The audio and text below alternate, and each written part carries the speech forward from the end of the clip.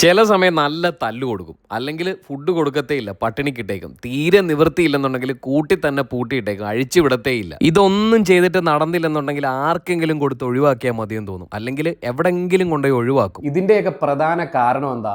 നമ്മുടെ പെറ്റ്സ് നമ്മൾ എന്ത് പറഞ്ഞാലും കേൾക്കുന്നില്ല.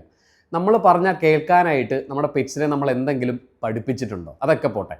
ഇനിയിപ്പോൾ പറഞ്ഞാൽ കേൾക്കാത്തതിൻ്റെ പേരിൽ നമ്മൾ ഒരു ട്രെയിനിങ്ങിന് കൊണ്ടാക്കും. നമ്മുടെ ട്രെയിനർ 20 ദിവസം കൊണ്ടോ 1 മാസം കൊണ്ടോ നമ്മുടെ പെറ്റ്സിനെ പല കാര്യങ്ങളും പഠിപ്പിക്കും. നമ്മുടെ പെറ്റ്സ് അതൊക്കെ നല്ലതുപോലെ പഠിക്കുകയും ചെയ്യും. എന്താ കാര്യം? ട്രെയിനിങ് സമയത്ത് അവർ നമ്മുടെ പെറ്റ്സിനോടൊപ്പം എല്ലാ ദിവസവും ഒരു 2 മണിക്കൂറെങ്കിലും സ്പെൻഡ് ചെയ്യും. അങ്ങനെ ഓരോ കാര്യങ്ങളും അവർ നമ്മുടെ പെറ്റ്സിന് പഠിപ്പിച്ചു കൊടുക്കും. നമ്മൾ എത്ര സമയം നമ്മുടെ പെറ്റ്സിനോടൊപ്പം ഡെയിലി സ്പെൻഡ് ചെയ്യാറുണ്ട്? ചിന്തിച്ച് നോക്കിയിട്ടുണ്ടോ?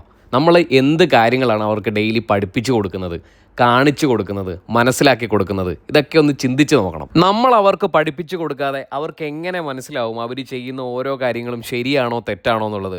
അങ്ങനെ ചിന്തിച്ച് നോക്കിയാൽ നമുക്ക് മനസ്സിലാവും അവർ ചെയ്യുന്ന ഓരോ കാര്യങ്ങളുടെയും ഓരോ തെറ്റുകളുടെയും ഉത്തരവാദി നമ്മളും കൂടെയാണെന്നുള്ളത്. ചില മനുഷ്യരെക്കാൾ നമ്മളെ മനസ്സിലാക്കുന്ന, നമ്മളെ സന്തോഷിപ്പിക്കുന്ന, സമാധാനിപ്പിക്കുന്ന ചില പെറ്റ്സുകളുണ്ട് നമ്മളുടെയൊക്കെ വീട്ടിൽ. അതിൻ്റെയൊക്കെ കാരണം എന്താണെന്ന് ചിന്തിച്ചിട്ടുണ്ടോ?